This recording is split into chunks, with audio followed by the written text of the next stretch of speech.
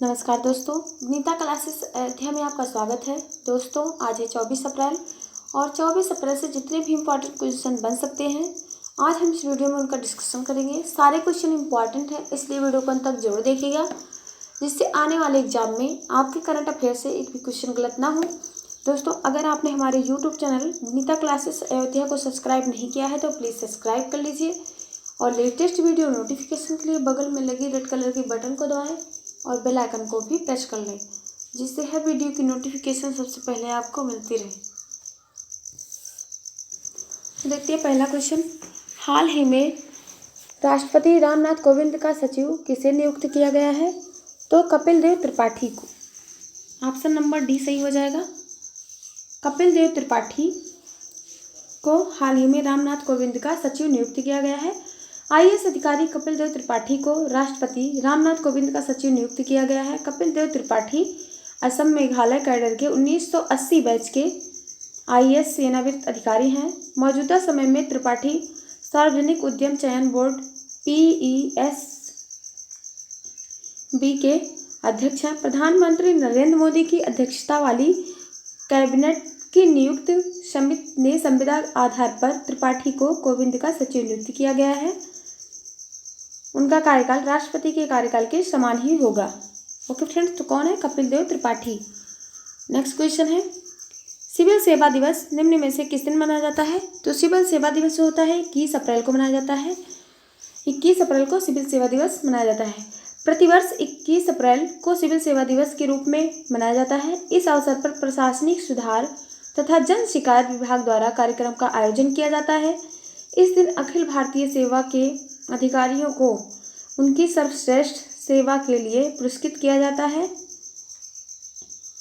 यह पुरस्कार उन्हें नागरिकों को उत्तम सेवाएं प्रदान करने के लिए दिया जाता है। इस दिवस का मुख्य उद्देश्य प्रशासनिक सेवा, भारतीय प्रशासनिक सेवा, राज्य प्रशासनिक सेवा के सदस्यों द्वारा अपने आप को नागरिकों के लिए एक बार पुनः समर्पित और वचनबद्ध करना है। ओके फ्रेंड्स, तो 21 अप्रैल को मनाया जाता है। नेक्स्ट क्वेश्चन है,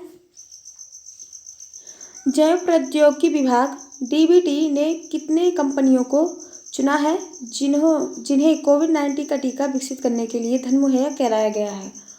तो ये 3 कंपनियों को चुना गया है।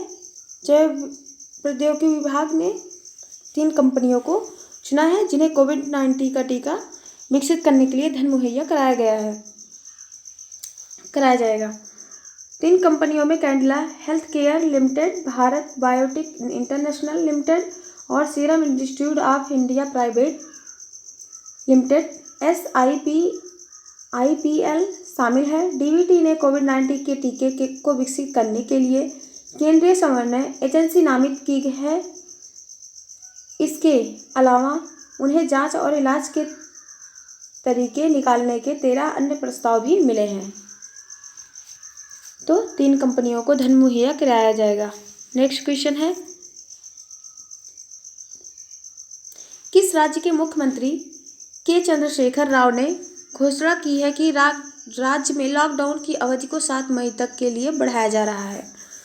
तो ये कर्नाटक राज्य के मुख्यमंत्री के चंद्रशेखर राव ने घोषणा की है कि लॉकडाउन को 7 मई तक के लिए बढ़ाया जाना चाहिए। तो तेलंगाना देश का पहला राज्य बन गया है जहां 3 मई के बाद लॉकडाउन जारी रहेगा। यहां 7 मई तक जरूरी सेवाओं को छोड़कर बाकी सेवाएं बंद रहेंगी। तेलंगाना 7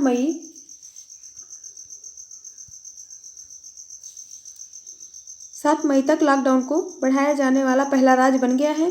केंद्र सरकार ने 3 मई तक लॉकडाउन का फैसला लिया है। तेलंगाना सरकार ने ऑनलाइन फूड सर्विस देने वाली कंपनियों जोमेटो, स्विगी और पिज्जा डिलीवरी को भी पूरी तरह बंद कर दिया गया है। कर्नाटक। नेक्स्ट क्वेश्चन है,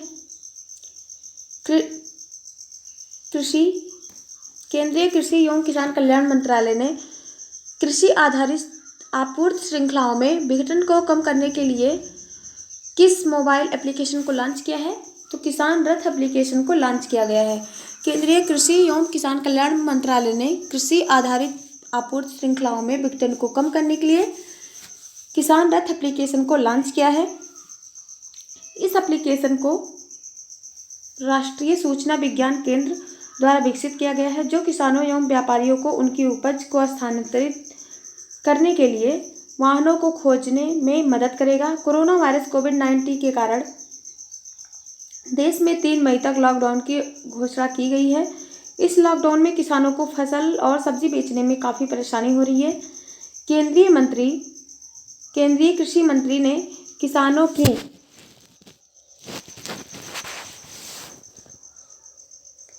इस परेशानी को देखते हुए यह ऐप लॉन्च किया है। तो कौन सा ऐप लॉन्च किया गया है? किसान रथ एप्लीकेशन।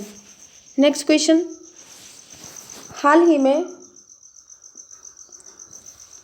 किस अग्रणी दोपहिया कंपनी ने यूनाइटेड किंगडम 122 साल पुरानी मोटरसाइकिल कंपनी नॉर्टन को अधिग्रहण कर लिया गया है? तो ये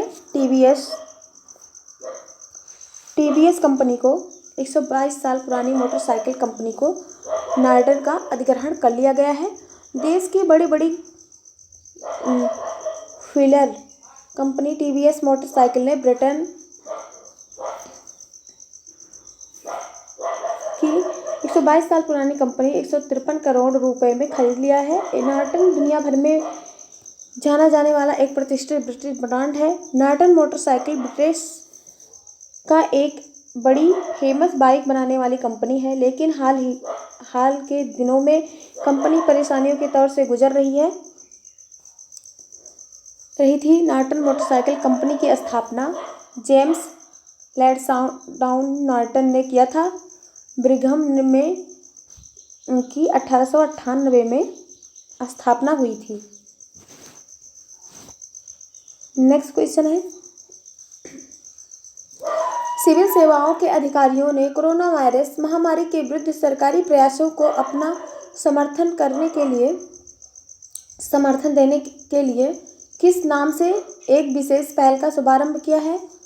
तो ये पहल है करुणा।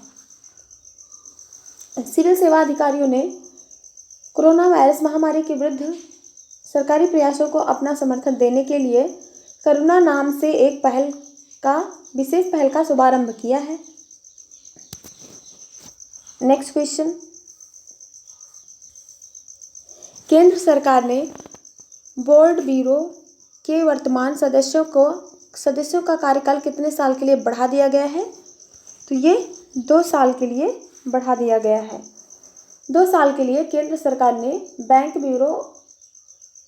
बोर्ड ब्यूरो के वर्तमान सदस्यों का कार्यकाल 2 साल के लिए बढ़ा दिया गया है।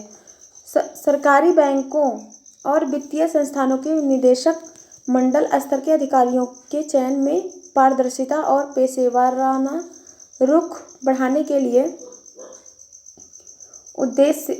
उद्देश्य से यह निकाय बनाया गया है कि वित्त मंत्री के वित्तीय सेवा विभाग ने हाल ही में एक सूचना जारी कर ली है कि यह जानकारी दी। इसके तहत इस बोर्ड ने इस समय कार्यरत अंशकालिक चेयरमैन और सदस्यों की सेवा में अवधि 11 अप्रैल 2 साल के लिए बढ़ा दिया गया है। यह अधिसूचना तब तक प्रभावी है जब तक इसके बारे में आगे और कोई आदेश न जारी किया जाए। तो 2 साल के लिए बढ़ा दिया गया है। अगला क्वेश्चन है,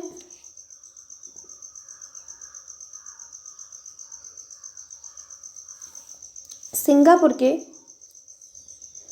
के प्रधानमंत्री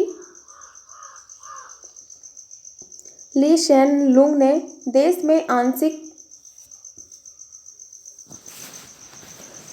आंशिक प्रतिबंध जितने में तारीख तक के लिए बढ़ाया दिया गया है, जो 4 मई को समाप्त होने वाला था। तो ये 1 जून तक बढ़ा दिया गया है, जो 4 मई को समाप्त होने वाला था। सिंगापुर के प्रधानमंत्री ली शेन लुंग ने देश में आंशिक प्रतिबंध 1 जून तक के लिए बढ़ा दिया है, जो 4 मई को समाप्त होने वाला था।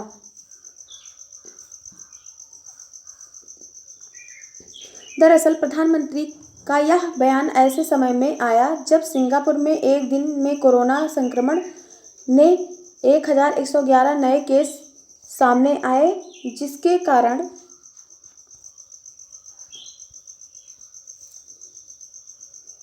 जिसके बाद कुल मामलों की संख्या 9125 हो गई। प्रधानमंत्री ली हसियन लूंग ने अपने नागरिकों को सख्त प्रतिबंधों का पालन करने और एक दूसरे की मदद करने का आग्रह किया। फ्रेंड्स, 1 जून तक बढ़ा दिया गया है। नेक्स्ट क्वेश्चन, राष्ट्रीय पंचायती दिवस कब मनाया जाता है? तो राष्ट्रीय पंचायती दिवस होता है 24 अप्रैल को मनाया जाता है। ओके फ्रेंड्स, अगर वीडियो पसंद आई हो तो लाइक, शेयर और कमेंट करना बिल्कुल न भूलें। धन्यवाद।